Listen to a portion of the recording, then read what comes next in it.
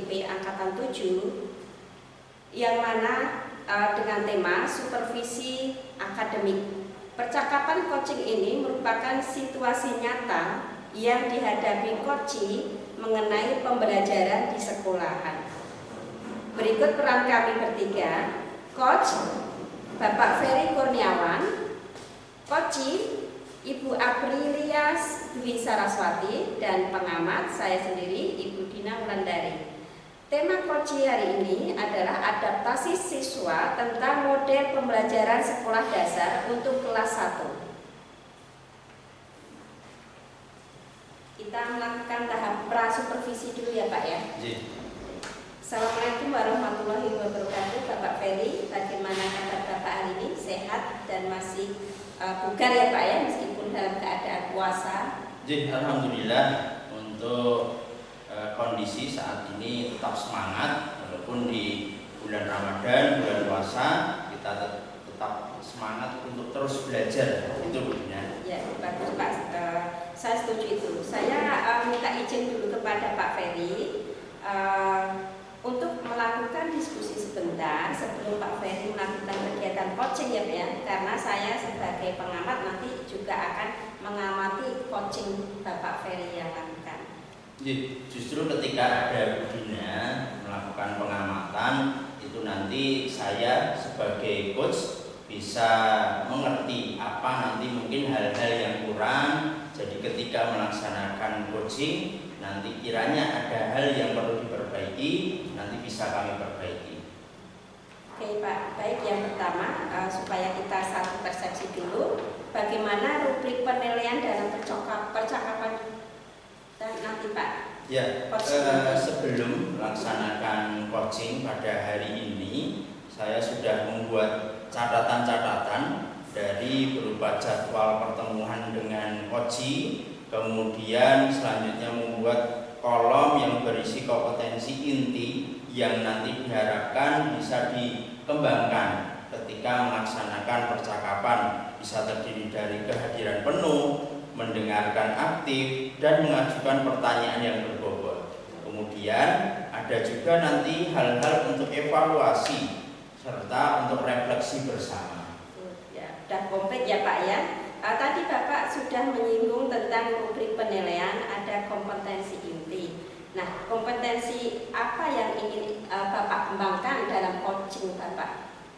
Kalau untuk kompetensi yang nanti dikembangkan dalam pelaksanaan coaching ini, yaitu pertanyaan-pertanyaan yang berbobot sesuai dengan alur TIRTA, yaitu tujuan umum, identifikasi, rencana aksi, serta tanggung jawab. Tadi selanjutnya yang kompetensi yang secara spesifik yang ingin diobservasi dari Ibu Apri.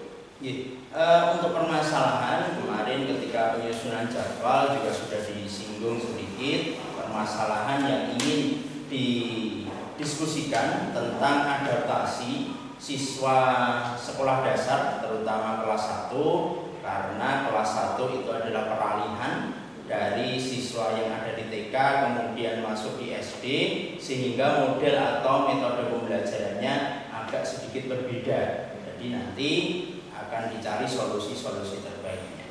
Jadi untuk indikatornya Pak, indikator ketercapaian dari tujuan pengembangan yang coaching inginkan? Kalau untuk indikator yang kami harapkan untuk coaching ketika nanti proses berdiskusi, yaitu coaching bisa memetakan dan menggali di mana situasi dengan menghasilkan ide-ide serta berkesinambungan dan memberdayakan sesuai dengan apa yang dimiliki masing-masing kemampuan murid. Oke Pak, bagus. Semoga berjalan dengan baik dan lancar untuk kegiatan. Monggo Pak, saya beri kesempatan waktu. Assalamualaikum Pak Ferry, tentunya bagaimana kabar? Waalaikumsalam Bu April. Waalaikumsalam Bu April. Bagaimana kondisi keadaannya Bu April? Apakah semakin baik atau ada hal-hal yang mungkin kurang baik Bu April? Alhamdulillah, untuk kondisi yang kurang baik nanti saya akan diskusikan dengan Pak Ferry, dan nanti kondisi saya yang kurang baik nanti bisa diberikan solusi oleh Pak Ferry. Ya, saya sangat setuju. Memang hal-hal yang mungkin kurang baik nanti kita diskusikan bersama-sama sesuai dengan rencana yang mungkin sudah kita susun. Untuk tujuan percakapan kita kali ini masih berkaitan dengan permasalahan yang Bu April alami terkait adaptasi siswa kelas 1 di sekolah dasar terkait model atau metode pembelajaran yang digunakan. Ya, betul sekali Pak, itu menjadi permasalahan saya, terutama saya mengajar di kelas 1, di mana kelas 1 itu beraneka ragam karakteristik anaknya. Mereka berasal dari TK yang berbeda-beda, kemudian beradaptasi di tingkat SD, di mana di tingkat SD nanti anak-anak yang semula belum bisa baca tulis di TK-nya belum diterapkan seperti itu. Nah, di mana di SD itu mereka sudah dituntut untuk membaca bacaan yang begitu panjang, terus kemudian memahami suatu pembelajaran di SD seperti itu, Pak. Dengan permasalahan yang Bu Aprilia alami mungkin sudah beberapa bulan. Kira-kira kalau untuk mengamati kondisi seperti itu, tujuan akhir atau tujuan ideal yang ingin dicapai dari hal tersebut seperti apa, Bu April? Untuk tujuannya, yang pertama tujuan akhirnya itu anak-anak nyaman dulu, Pak, nyaman dulu belajar di SD, karena nanti kalau mereka sudah nyaman mau belajar di model apapun mereka sanggup seperti itu. Itu adalah tujuan utama kami, yaitu membuat anak-anak itu nyaman betah belajar di sekolahan, selain dengan tujuan akhir dari pencapaian pendidikan di situ. Tujuan akhir dari kompetensinya mereka harus sampai mana, targetnya seperti itu. Berarti selama ini sudah melakukan beberapa strategi, model ataupun metode untuk mencapai tujuan yang ingin dituju di akhir. Nah, kira-kira kalau untuk range antara 1 sampai dengan 10, posisi saat ini sudah berada di angka berapa, Bu April? Kalau saya range-nya antara 1 sampai 10 itu berada di angka 7, Pak. Belum mencapai ke 10. Memang kalau panjenengan kesini ingin menyampaikan permasalahannya pasti belum bisa mencapai di angka 9 ataupun 10. Nah, ketika berada di angka 7, kira-kira kenapa kok belum bisa mencapai di angka 9 atau 10? Oke, Pak. Untuk saya itu menilai range-nya saya itu di angka 7 itu karena pembelajaran yang sudah saya terapkan itu awalnya anak-anak itu ada permintaan, ada tes diagnostik, dan saya memperoleh hasilnya, datanya saat anak-anak itu mau masuk di kelas 1, diplotkan di kelas 1 itu. Nah, di situ saya kecolongan atau kurangnya pemahaman saya terhadap siswa-siswa tersebut. Jadi ada di kelas itu yang anaknya kurang, anaknya mempunyai kemampuan yang tinggi. Nah, makanya ini range-nya saya itu baru di 7 belum 10. Ini adalah masa yang harus saya kejar biar anak-anak itu tadi tujuannya saya juga akan terpenuhi untuk menyamankan anak-anak itu belajar di kelas. Tadi berarti sudah dilaksanakan untuk tes diagnostik di awal untuk melaksanakan pemetaan, pengelompokan anak-anak sesuai dengan kebutuhan, sesuai dengan kemampuannya. Memang sudah sesuai dengan alurnya, tapi memang biasanya ketika belum sesuai dengan apa yang kita tuju, pasti ada hambatan-hambatan atau gangguan yang dialami ketika kita belum bisa mencapai tujuan. Kira-kira untuk hambatan atau gangguan yang selama ini dialami, kira-kira apa, Bu April? Dari hambatan yang saya alami itu salah satunya yaitu kurangnya komunikasi itu dengan wali murid seperti itu, Pak.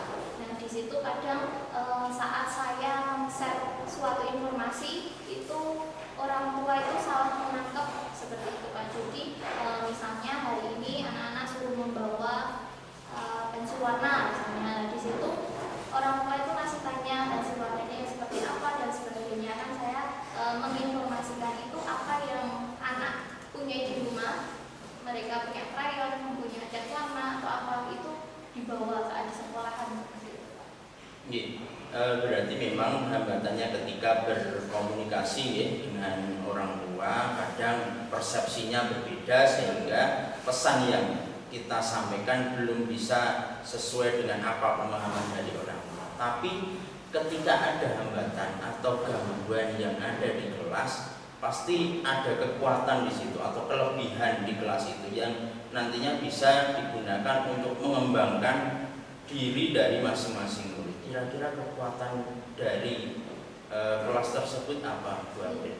Ya Pak, tadi ada hambatan dan sekarang itu ada kekuatan. Nah, alhamdulillah kekuatan saya itu berada di guru pendamping. Jadi satu kelas itu saya ditemani sama guru pendamping. Di situ guru pendamping itu tugasnya mereka mendampingi siswa-siswa kiranya yang kurang seperti itu. Tadi saya petakan jadi satu kelas itu misalnya ada 2 atau 3 anak yang kurang dalam belajarnya atau butuh perhatian. Nah, di situ saya koordinasi bersama dengan guru pendamping. Nanti saya yang handle untuk materi pembelajaran di kelas secara global atau secara umum. Nah, guru pendamping tadi itu saya tugasi untuk membersamai anak-anak yang tadi kurang seperti itu. Berarti memang untuk pendamping ini sebagai salah satu kekuatan ya, yang bisa untuk mengembangkan. Mungkin saran dari kami untuk memaksimalkan, tadi sudah diberdayakan, tinggal pendamping ini dimaksimalkan. Ketika panjenengan menggunakan pembelajaran yang bertujuan anak supaya nyaman, pembelajaran yang belajar sambil bermain, di mana nanti ketika panjenengan berada di depan selaku pemimpin dalam pembelajaran, nanti pendamping ini juga dibekali bagaimana kemampuan siswa dari A, B, C seperti apa. Jadi nanti ketika melakukan pendampingan, guru pendamping ini sesuai dengan arahan dari panjenengan. Itu Bu April ya. Terima kasih Pak, solusinya memang benar Pak. Kadang kalau saya tidak memberikan tadi karakteristik dari setiap anak tadi ke pendampingnya, nah pendampingnya itu juga hanya fokus pada anak-anak itu saja. Kira-kira kalau nanti sudah diketahui strateginya yang tepat, kira-kira target agar bisa tercapai itu berapa lama Bu April? Ya, setelah Pak April memberikan masukan tadi, sebisa mungkin saya segera melakukannya. Untuk targetnya itu nanti insya Allah minggu depan, setelah saya petakan semua siswa dengan karakteristik masing-masing, saya dapat, kemudian saya diskusikan kepada guru pendamping. Nanti minggu depan itu biar mendamping dan saya itu bisa maksimal di kelas itu, tujuan akhirnya juga akan mencapai bareng. Nah, berarti nanti untuk di dalam kelas tidak hanya panjenengan sendiri dengan guru pendamping, kira-kira itu merupakan kolaborasi antara guru penyampai materi dengan guru pendamping. Berarti untuk kolaborasinya sudah dengan rekan sejawat. Untuk Bu April, kalau untuk kita refleksikan bersama proses coaching yang mungkin sudah dilaksanakan di hari ini, dari panjenengan tadi sudah menyampaikan strategi yang digunakan menggunakan tes diagnostik awal, kemudian melakukan identifikasi kebutuhan murid, kemudian kolaborasi dengan guru pendamping. Jadi untuk percakapan ini apa yang Ibu lakukan untuk kedepannya? Terima kasih Pak. Untuk kedepannya saya akan melaksanakan dari solusi yang Pak Ferry sampaikan tadi. Saya akan mendata semua siswa yang ada di kelas saya identifikasikan berdasarkan karakteristik mereka, mungkin ditambah dengan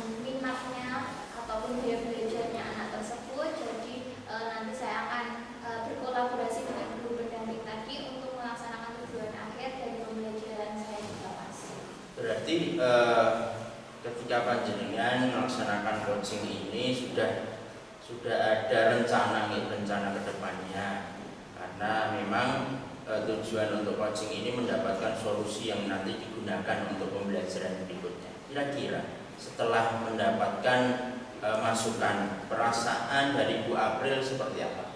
Untuk perasaan pasti senang sekali ya Pak ya. Setiap ada masalah ada yang memberikan masukan, memberikan solusi itu pasti senang sekali. Nah nanti setelah ini nanti saya akan melakukan aksi nyata tadi dan perasaan lebih bahagia di mana belajar. Ya, mungkin itu dulu Bu Aprilia. Nanti kalau ketika pelaksanaan ada hal-hal yang sekiranya perlu kita diskusikan lagi, nanti kita lanjut di waktu yang berikutnya. Terima kasih. Wassalamualaikum warahmatullahi wabarakatuh. Baik Pak Ferry, tadi sudah berjalan lancar. Untuk itu saya izinkan untuk mengadakan kegiatan pasca percakapan coaching ya. Ji, monggo silakan. Ya. Pada saat melakukan coaching, apa yang sudah dilakukan dan yang menjadi indikator ketercapaian pengembangan dari Ibu Aprilia tadi apa? Yang sudah kita lakukan tadi ketika melaksanakan coaching, beberapa ajuan pertanyaan sudah kami sampaikan kepada Bu April, pertanyaan-pertanyaan yang berbobot sesuai dengan alur tirta, yaitu tujuan umum, kemudian identifikasi, rencana aksi, dan juga tanggung jawab, di mana Bu Aprilia sudah mengerti apa yang nanti dituju ketika melaksanakan pembelajaran berikutnya sesuai dengan arahan ketika pelaksanaan coaching. Iya. Jadi sudah melakukan kegiatan alur tirta, juga sudah menyampaikan tujuan akhir, tujuan utama dulu ya, tadi disampaikan bahwa Bu Apri ingin tujuannya itu anak itu nyaman, sampai tujuan akhir adalah ketercapaian di pembelajarannya. Dan tadi juga disampaikan pada Pak Fari menggali tentang ring yang digunakan oleh Bu Apri sampai pada hambatan yang dialaminya. Nah, kekuatan yang dari masing-masing murid, yaitu dari guru pendamping dan untuk mendampingi membersamai siswa yang begitu kurang, dan ada saran dari Pak Ferry yang sudah diusahakan targetnya akan dilaksanakan. Nah, itu semua sudah sudah seirama dengan catatan saya tadi Pak. Artinya bahwa Pak Ferry sudah melaksanakan alur tirta, juga fokus pada area yang dikembangkan dan tidak ada menglabel, tidak ada kata label atau menjas dan sebagainya. Nah, berdasarkan hasil coaching tadi, kompetensi apa lagi ya Pak yang ingin dikembangkan oleh Bu Apri tadi?